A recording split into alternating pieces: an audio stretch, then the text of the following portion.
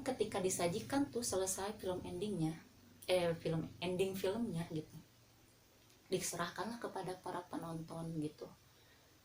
Si yang punya akhir bad ini kan terus aja dibahas sama penonton ini, kayak ih kok kayak gitu dan sebagainya, udah dikasih kesempatan tapi kok nggak mau berubah dan sebagainya gitu.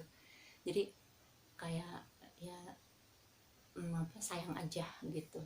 Nah kalau misalkan, nah karena kan kita ini adalah tokoh yang sedang tayang ya, drama kita sedang tayang sekarang tuh live, saya berbicara seperti ini gitu, Anda menonton sekarang tuh itu udah sedang tayang. Dan sebagai para penonton di luar sana yang melihat kita, entah itu tadi yang sudah saya sebutkan ya, ciptaan lainnya itu ya gunung, ya pertumbuhan, ya hewan dan sebagainya gitu. Jadi mereka tuh tahu gitu siapa sih antagonisnya, siapa sih protagonisnya gitu. Sementara kita yang sedang berada dalam drama atau film kan kita nggak tahu sebenarnya siapa sih yang baik tuh, sebenarnya siapa sih yang jahat tuh dan sebagainya gitu. Kita nggak bisa tahu. Akhirnya kita nggak bisa ngejudge orang, ngejudge manusia lain gitu, karena kita sama-sama sedang syuting nih, kita sama-sama lagi acting nih, kita sama-sama sedang berperan melakukan berlakon di drama ini gitu.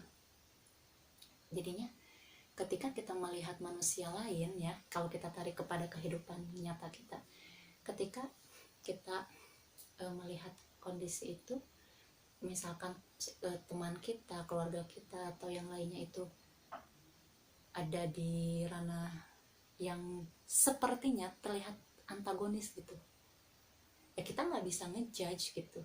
Kita nggak pernah tahu rencana sutradara tuh kayak gitu, kayak gimana gitu, karena kan yang meracik semua itu ya sutradara gitu, yang nantinya akan saling menyeimbangkan, akan membuat konflik dan sebagainya gitu. Kita nggak bisa ngejudge gitu. Kita kalaupun itu mereka itu adalah orang-orang yang misalkan memang terlihat antagonis gitu, dan misalkan kebetulan kita protagonisnya, ya kita bisa saling mengingatkan gitu. Itulah kenapa di agama kita diajarkan untuk saling mengingatkan dalam kesabaran dan kebaikan gitu. Kenapa sih harus ada kata kesabaran di sana? Karena mengingatkan itu tidak mudah gitu. Ada caranya yang persuasif, tidak bisa dengan cara yang barbar gitu untuk mengingatkan orang lain. Ada cara yang lebih santun dan sebagainya gitu, dan itu butuh kesabaran gitu. Dan yaitu ketika memang misalkan ya kita sudah mengingatkan dengan cara yang santun dan mereka tidak menerima gitu, ya sudah gitu. Karena mungkin bukan dari kita jalannya, bisa jadi dari orang lain, bisa jadi dari kejadian lain yang sudah Allah siapkan untuk memberikan nasihat kepada mereka gitu. Jadinya kita nggak bisa langsung ngejudge serta merta, tuh kan udah dikasih tahu kayak gitu kok masih ngeyel dan sebagainya.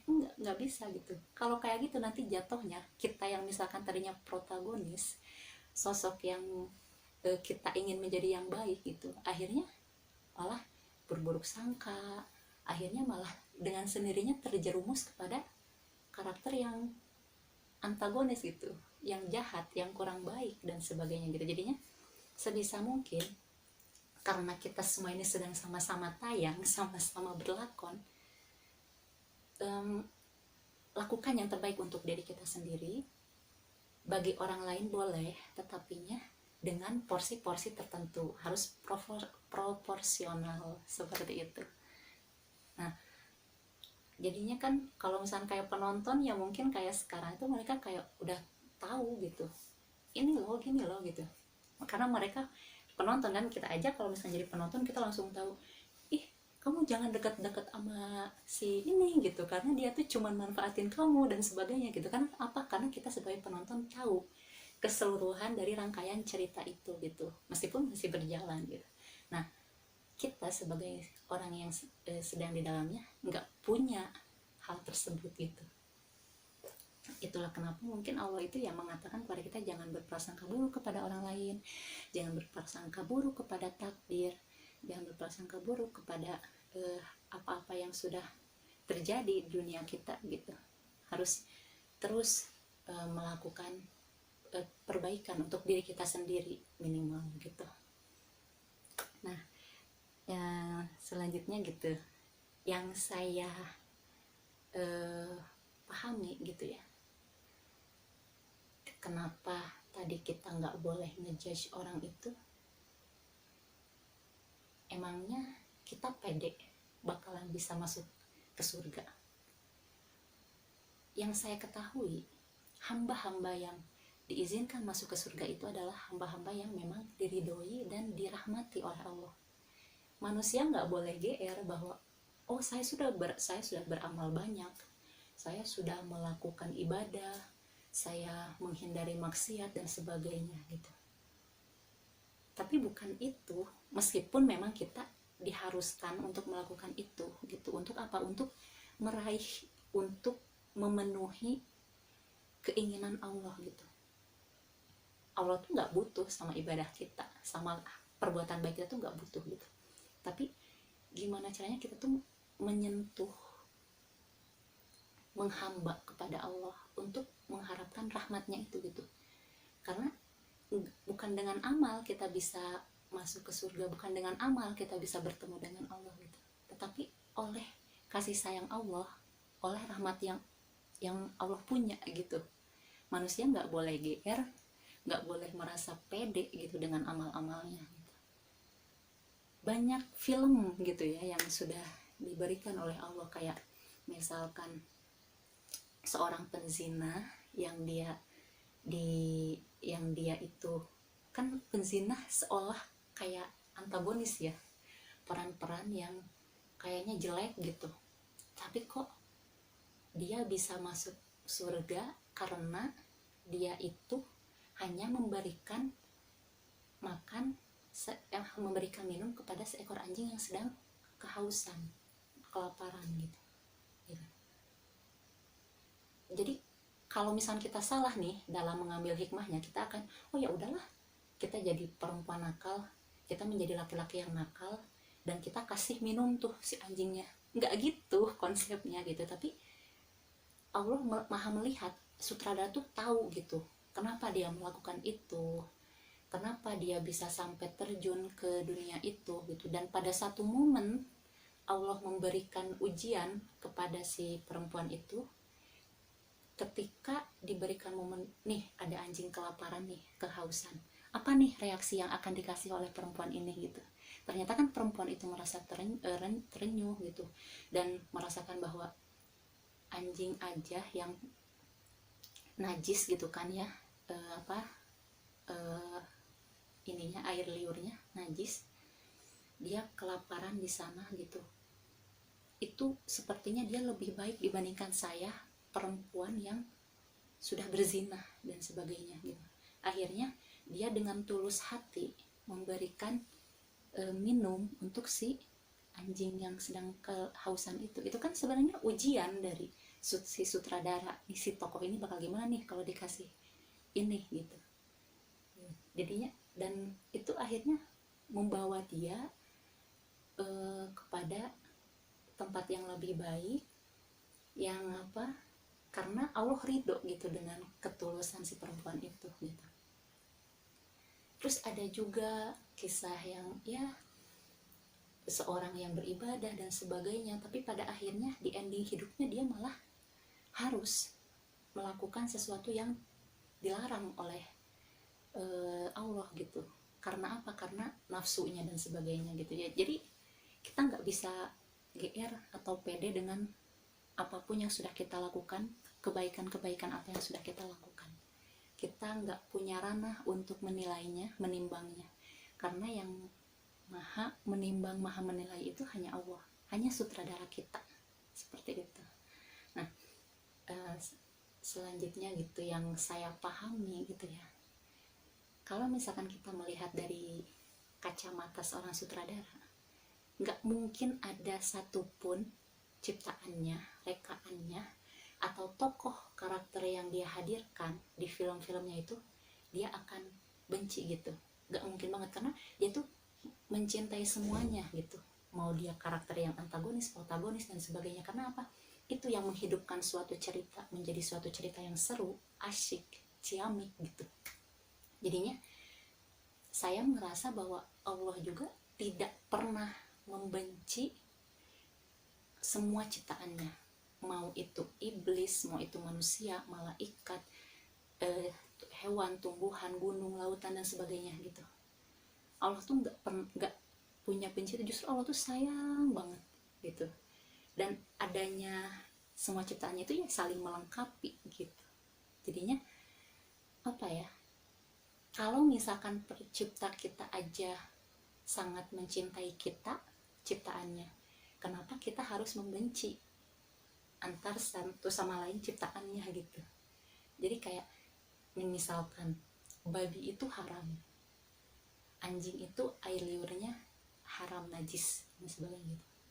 Apakah lantas kita harus membenci babi tersebut atau anjing tersebut, atau misalkan Allah membenci orang yang melakukan minum-minum, yang berzina, yang melakukan pembunuhan dan sebagainya?